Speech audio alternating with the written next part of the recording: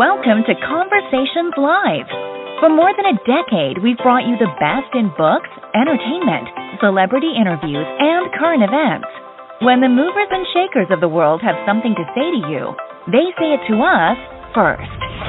Now celebrating 17 years of broadcasting success, here's your host, Cyrus Webb. And welcome back, everyone, to Conversations Live. I'm your host, Cyrus Webb. Glad you all could join us once again, both for our radio audience here in Mississippi at WYAD 94.1 FM and WYADonline.com. We're glad that you all could be with us. Also, just tuning in to our online affiliates around the world, including our friends at iHeartRadio and Amazon Music Podcast. We're glad you all could be with us as well. Well, fall is here, and here in Mississippi, I'm already seeing changes around my house, and I know you probably are as well, no matter where you may be living in the state or around the country. And that means that you're probably looking at your yard and thinking there's some changes you want to make. Well, I'm not the guy for you, but I have the perfect guest that's going to help you guys out today. We're excited to welcome media personality, author, and licensed landscape contractor Sara Bendricks to our program. She's going to share with you guys some great tips on how you can revitalize the outside of your home without breaking the bank, and maybe even make it look like a professional did it as well. Sara, thank you so much for the time. Really appreciate it. Yeah, absolutely. I am so excited to speak with you guys. The pleasure's definitely on mine. Well, Sara, my father is a landscaper, so his home and my mom's home looks great. Mine looks great only because he does it also. Oh, that's wonderful, though. Everybody had that. The world would be wonderful, wouldn't it? Right. So that brings up do-it-yourself projects, right? How can a do-it-yourself homeowner save money this year when it comes to landscaping projects? Yeah, it's so exciting right now in the industry because everybody is interested in their landscaping, so that makes me very happy. But I think the biggest thing that people are considering is how much money do you put into your landscape and how do you stick to a budget. So the most important thing is figuring out what you want to do in that space. And then once you figure that out, you can decide where to allocate the money to focus on the things that are really important to you. And when you figure out what you're doing as well, then you want to consider using alternate materials, especially in the last year and a half or so. There's been so much fluctuation in what's available, and prices like lumber went through the roof. It was crazy. Yeah. Yeah. So I was suggesting to people, you know what, I know you want a fence for some privacy here, but you know what if we planted shrubs instead and we got 5 or 6 foot shrubs, we put them in the ground? That's very DIY friendly.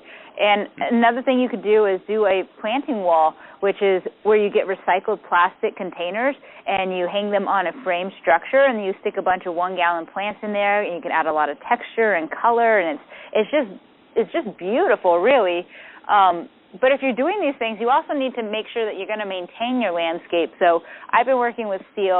They have an AK series for their battery-powered tools, which are very homeowner-friendly. They're the tools that I have at home, and you can use the same battery from the chainsaw to the hedger or the blower. So after you put these things in, you can maintain it, because there's nothing worse than investing in your landscape and then letting it go. And my dad tells me that all the time, which is why I just pay him to do it for me. Because we do get busy, right? And it's hard to keep up with these things. Which brings up this question then, Sara. What are some of the mistakes that you see, especially now in the age of pandemic where everyone thinks they're an expert at everything because they feel like they know their home inside and out? What are some of the biggest mistakes that you're seeing when it comes to people starting these do-it-yourself projects, and how can they avoid those? Yeah, absolutely. So there are a lot of things you can do that are DIY friendly in your yard. And then for the brave, they might take on some more hefty DIY projects. For example, putting in a patio could be concrete or pavers or gravel, and those are all different levels of expertise. So you might lean to one that you have more knowledge in, or you can actually pay a contractor or a designer to come out and look at your space and give you some feedback on what might fit the space best and how to do it if you plan on DIYing it. Because there's nothing worse than seeing a paver patio go in over dirt because somebody decided they're going to do it themselves, and a year later have all those pavers out of level and tripping hazards, and it looks unsightly.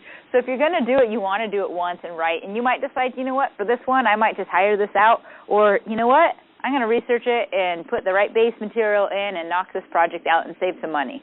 Love that. Sara, last thing I want to ask you about are trends, because this is an industry that you know well. Are there any trends that you're seeing that people continue to do when it comes to expanding both their indoor living spaces as well as outdoors? Absolutely. So outdoor spaces right now is all about outdoor living. People want to take their indoor spaces, put them outside, especially with the pandemic. Everyone wants the fresh air and places to gather that feel comfortable for everybody.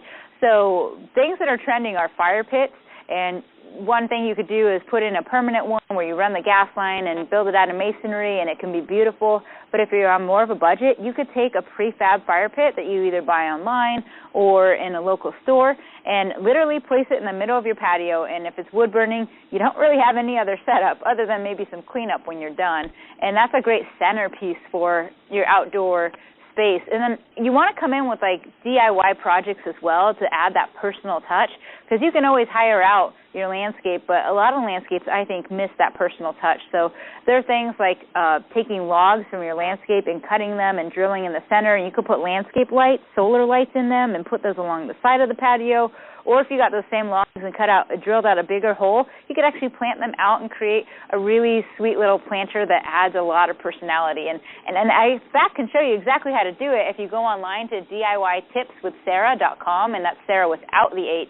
I can show you exactly how to do some of those fun projects. Love that. Sarah, you really came through for us. Again, everyone, media personality and licensed landscape contractor Sara Bendricks has been our guest, getting you guys ready, not only, of course, for fall, but helping you to revitalize the outside of your home in a cost-effective way.